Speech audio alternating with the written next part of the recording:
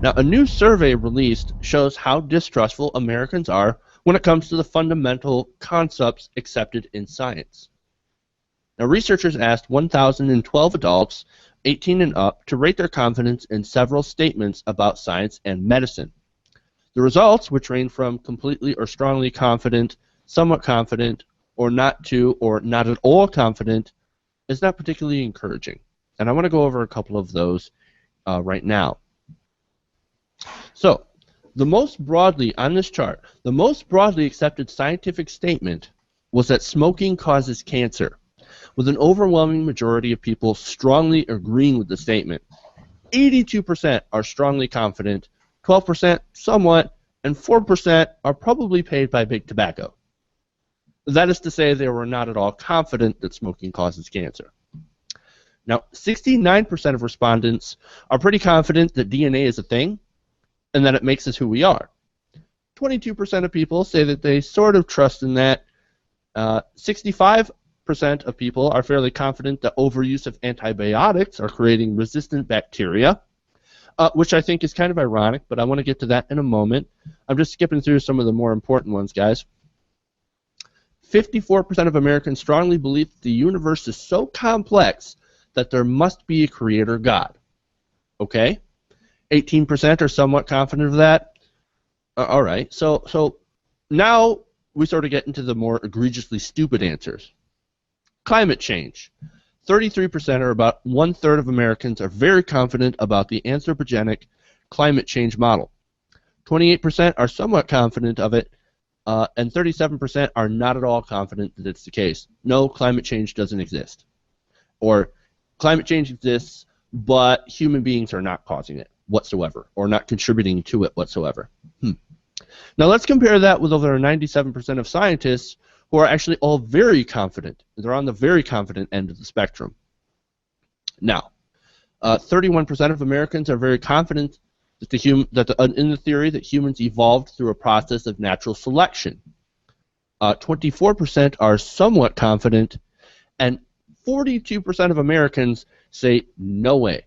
They're not at all confident about natural selection. Now, remember what I said earlier. Okay? Remember earlier when I talked about antibiotics and how a majority of Americans say that, yeah, overusing antibiotics is creating antibiotic-resistant bacteria. And now let's think about how that happens. A bacteria like E. coli develops a mutation that causes it to have a natural resistance to something that kills it. Say antibiotics. That gives it an advantage over the E. coli that don't have that mutation. And guess what? It lives to pass on that mutation to its offspring. You know, I think there's a word for that, guys. So the last two are pretty sad. Now, only 27% of Americans are strongly confident that we know the actual age of the Earth. That's 4.5 billion years, by the way. Now, Cosmos actually did a great show on that, telling the story of a scientist who found the age of the Earth. One Claire Patterson, if I'm not mistaken, who also, by the way, fought the oil industry to get lead out of gasoline. Now, we saw the same arguments used by the petroleum industry to keep lead in our gas as we do now with carbon and climate change. Oh, don't worry, it's natural, it's safe, really. And of course, the final one is that 21% of Americans are strongly confident the Big Bang happened. 51% are not at all confident that this was the case, even though that we can observe that in the cosmic microwave background, which is basically the radiation left over from the Big Bang.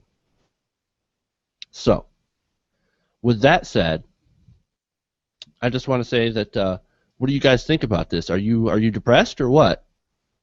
Well, first of all, one of the statistics is that 8% of Americans don't believe in the existence of DNA. That just amazes me that 8% don't believe in DNA. But of course, like the other number that you talked about are even more amazing. The fact that the Earth is, or half of Americans don't consider the Earth to be 4.5 billion years old. I mean, that means at least 2 of us on the panel here technically don't believe in it.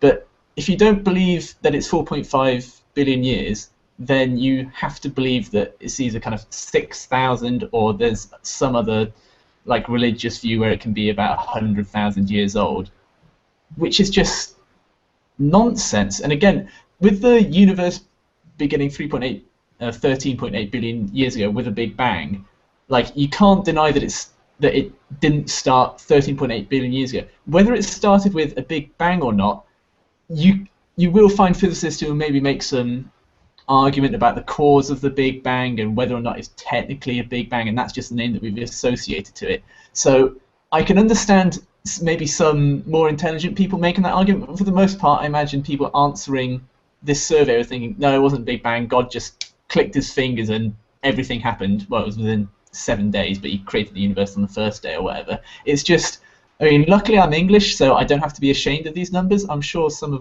if we did a similar poll here in the UK, it would be slightly depressing, but I bet a large amount of money wouldn't be nearly half as bad as what you have in America.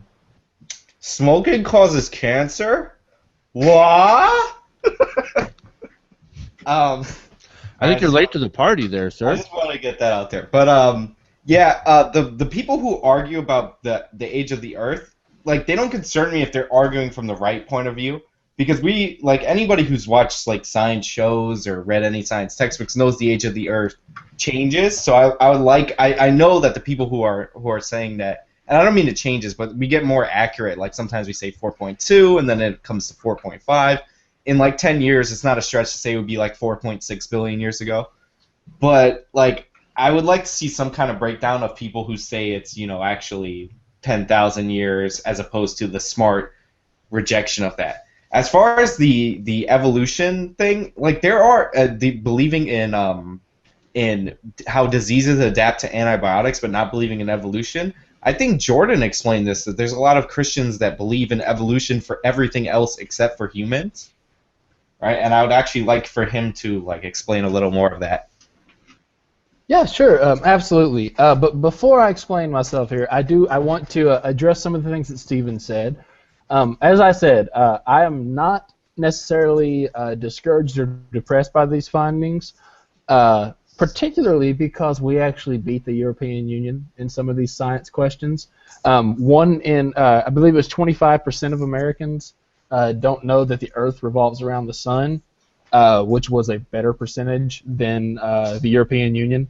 I'm not speaking on behalf of the European Union. I'm just talking about England here. I'm not classing in the French or the Greeks, Romanians. I don't want to be put in with that lot.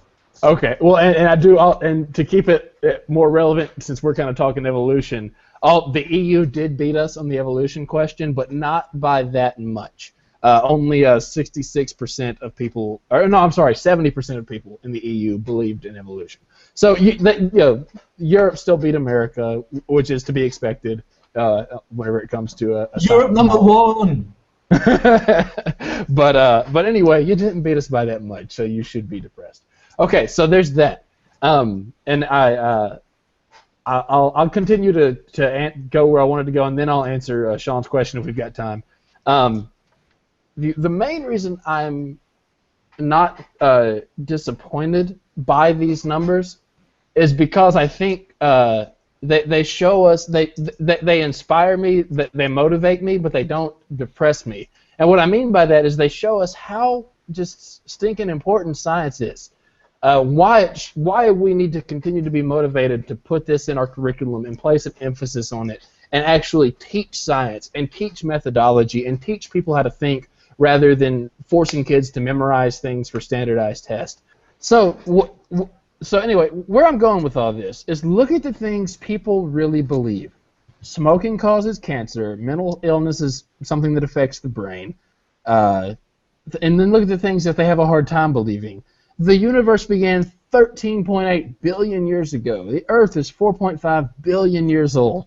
Now, in America, we have to be honest. In America, a lot of that is informed by our super civil religious, context. I don't want to gloss over that. But this is not so much a religious anti-science issue as it is a human issue and the way human beings process information. We all know someone who smoked and got cancer. We all know someone with a mental illness and have seen And we all know that the brain, is where, the organ that is associated with the mind, and we've seen what mental illness can do. But we only process information, in the number of decades that we're blessed to live, on this earth. And so whenever you start talking about the Earth being 4.5 billion years old, or 13.8 billion years, or the universe being 13 or 14 billion years old, that's hard for us to process, not because of our religious bent, but because it's hard for us to process billions of years.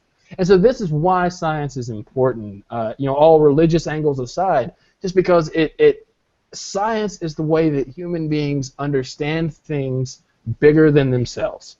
And that's why it's so important that we have to teach people how to think using the scientific method, to realize that our context and our observation needs to be used to explore truths that expand far beyond the limit of our lifetime. And as you see the things people are most confident in and the things that people are least confident in, there is that correlation. The bigger and grander they get, the harder time people have believing them. And I think that's an indictment of the way we teach science and the way we teach in general in America, as memorizing facts rather than teaching people how to think. And if you teach people how to think and how science works, and you teach people the scientific method, I think that correlation breaks down. Right. I want to sort of add on to that.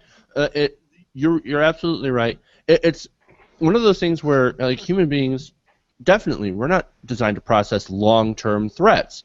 We're actually designed to react to short-term threats. There's a tiger in that bush. I'm going to get away from this bush, right? Whereas climate change will make the bush die, okay, and as well as make where you're standing, the area, into a desert. We don't necessarily process that information. We think of immediate threats as credible, where we don't really even look at some of the long-term threats, and that's why science is important, because that allows us to look beyond our short attention spans and our short lifespans and everything like that. But Danny, take us home. Okay. Play us out. I actually enjoyed that chart you provided there, Jordan. The part that I'm going to pick apart about the chart is not necessarily the same individuals on the bottom half that's red, regarding there's people who believe in the Big Bang but not necessarily in the evolution theory of Charles Darwin and so forth, because you got various different factions, people who believe in the Babylonian creation myth and various other things, but not necessarily just the Judeo-Christian God. But as far as the teaching of what you were regarding about science, but about people will have to come to it as opposed to it being forced upon the general population. And when it gets to that point, then you're getting into Soviet draconian type model. But I feel rather confident people are gravitating towards a more science oriented and more based on more of our climate knowledge based on more scientific resources as opposed to religious dogma. But I mean, do I feel depressed? No. I'm actually quite glad